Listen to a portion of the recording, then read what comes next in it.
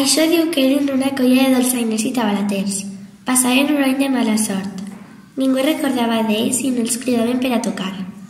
Quan arribaven a un poble i s'oferien, sempre feien tard, perquè ja n'havien llogat uns altres per a les festes.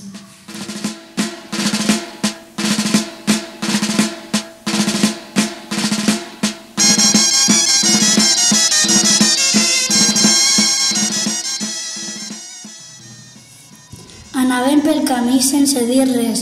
No tenien un ressegó de pa ni un trosset de formatge, ni podien fer un glop de suc de res. Un dels dolçainers estava tan cremat que va tindre un mal pensament i va dir en veu alta: encara que em llogara el dimoni, a l'infern me n'aniria a tocar. Ho va dir i no hi va donar més importància. Al cap d'un moment no se'n recordava. Tenia massa fam. No van anar molt de tros que en una revolta de camí es veuen vindre de cara un senyor molt ben vestit. Bon dia fa. Millor podria ser. Millor us faré dolçainers.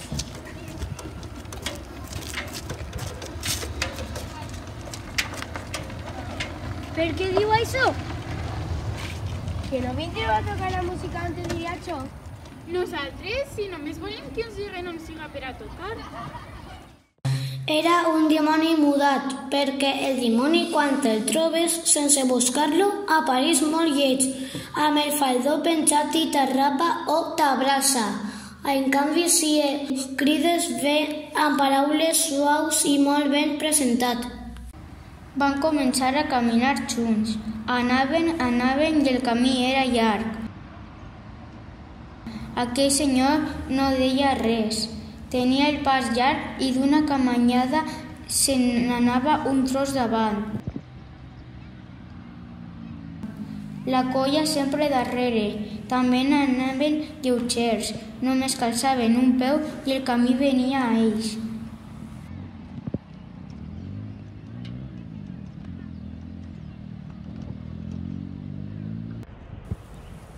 Veien els arbres venir-los de cara i passar-los pel costat, com qui va en un tren. Miraven amunt, els núvols es feien i els feien engirar d'ulls.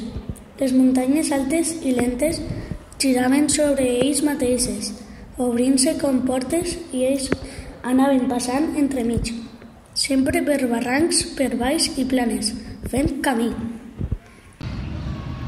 Escolta, on anem? I si ells anaven de pressa, el senyor aquell encara corria més. Escolta, és molt dur on anem?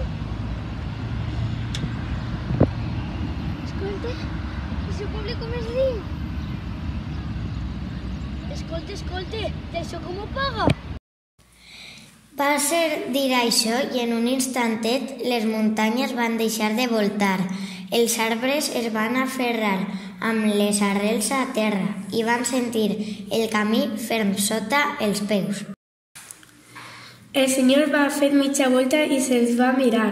Als ulls li va llampejar un esclat de malícia i molt despagat.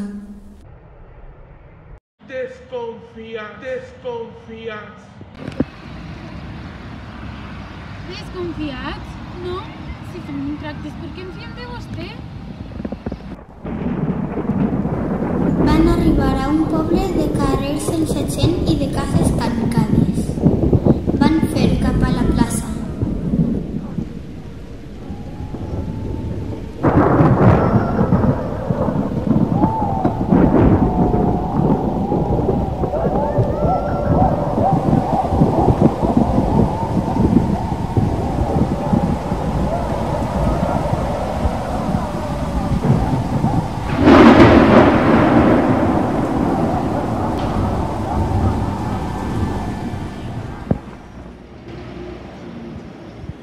En tindreu prou d'un embolerador?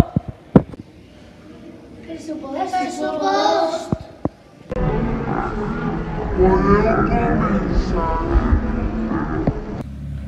I van començar.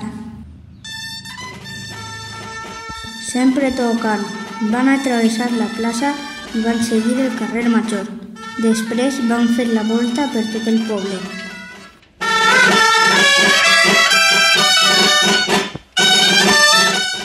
Amb les dolçaines ben posades davant les galtes inflades, els dolçainers bufaven amb tot el lleu com els dies de millor festa, movent els dits amunt i avall. L'escarot de les dolçaines canviant, ràpid i trencat, els bastonets petant damunt, els tabalets seguint. Seguir com una traca sonaven per a ningú els carrers buits de portes tancades.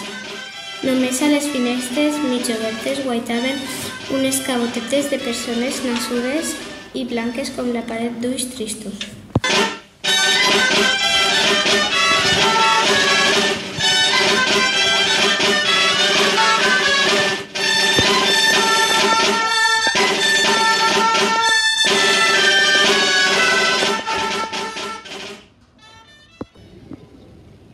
Però això quina festa és? Així no hi ha ningú? Calla, xiquet, calla i toca.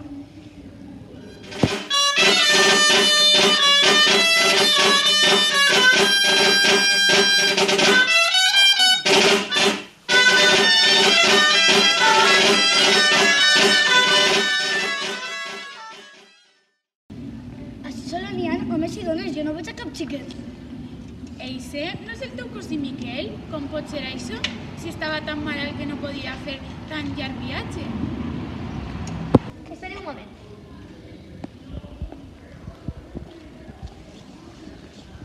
Tu què fas així, Miquel? Acabo d'arribar.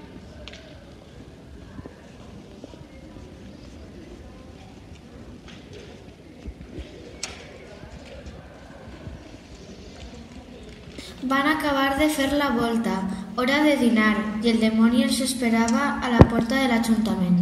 Passeu avant, passeu. Hi va entrar ell primer, els altres el van seguir. Els va fer baixar per una escaleta estreta i fosca. D'ací no siguem vius.